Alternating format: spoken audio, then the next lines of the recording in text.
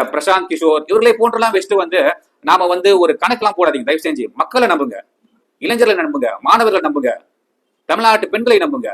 அதை விட்டு பிரசாந்த் கிஷோர் அவர் வந்துட்டாருன்னா அவரே தனிய கட்சி ஒன்று ஆரம்பிச்சு அவருடைய இடத்துல அவரே ஜெயிக்க முடியல. இவருலாம் தமிழ்நாட்டுல அவருக்கு என்ன தெரியும்? ஒரு சாதாரண ஒரு இடத்துக்கு பெரம்பூர் தொகுதி எவ்வளவு மக்கள் இருப்பாங்க இவருக்கு தெரியுமா? அவருக்கு வட சென்னையில எவ்வளவு பேர் இருப்பாங்க, தென் சென்னையில எவ்வளவு பேர் இருப்பாங்க, மத்திய சென்னையில இருப்பாங்க, விழுப்புரத்துல இருப்பாங்க, காஞ்சிபுரத்துல இதெல்லாம் தெரியுமா? எதுவுமே தெரியாது. மக்களை நம்புங்க, நல்ல அதாவது வாக்குறுதி கொடுங்க. ஒருத்தர் ஸ்டேஜ்ல ஏறிட்டு நம்ம என்ன பண்றோம்னா ஸ்டேஜ்ல அந்த கட்சியை திட்டுறோம், இந்த கட்சியை திட்டுறோம். அப்படி நீங்க முதல்ல கட்சியை திட்டுறதே நிறுத்துங்க. நீங்க எனக்கு திமுக தான் எதிரி, மத்தியில் பாஜக எதிரி, அந்த மாதிரிலாம் பேசாதீங்க. அந்த மாதிரிலாம் பேசுனீங்கன்னா வளர ஸ்டேஜ்ல நாம வளர மாட்டோம். புரியுதுங்களா? இதெல்லாம் 50 ஆண்டு கால கட்சிகள் எவ்வளவு பார்த்துட்டு தான் வந்திருப்பாங்க. திமுக பார்க்காதது ஒண்ணு இல்ல, பாஜக பார்க்காதது ஒண்ணு இல்ல, எல்லாமே பார்த்துட்டு தான் வந்திருப்பாங்க.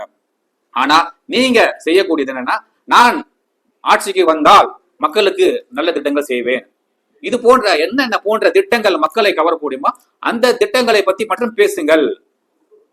தேவையில்லாத ஒருத்தரை விமர்சனம் செய்வதனால் கட்சி வளர போவதில்லை. அதாவது சும்மா அப்பா விஜய் அப்படி பேசிட்டாரு அதனால ஒரு பிரயோஜனமும் இல்ல. மக்களுக்கு என்னென்ன விதத்துல நாம நல்லது செய்ய முடியும், மக்களுக்கு நான் வந்தால் இது போன்ற நல்ல விஷயங்கள் நான் செய்வேன் அப்படின்னு சொன்னதான் மக்கள் வரவேற்பார்கள். தமிழ்நாட்டு மக்கள் அதுதான். மற்றவரை விட்டு விடுங்க. தமிழ்நாட்டு மக்கள் ஒன்னு கூர்ந்து கவனித்துக் கொண்டிருப்பார்கள். இது போன்ற விஷயங்கள் விஜய் அவர்கள் வந்தால் நமக்கு செய்வார் அப்படின்னு சொன்னா மக்களுடைய வாக்குகள் உங்களுக்கு வரும் திரும்பும்.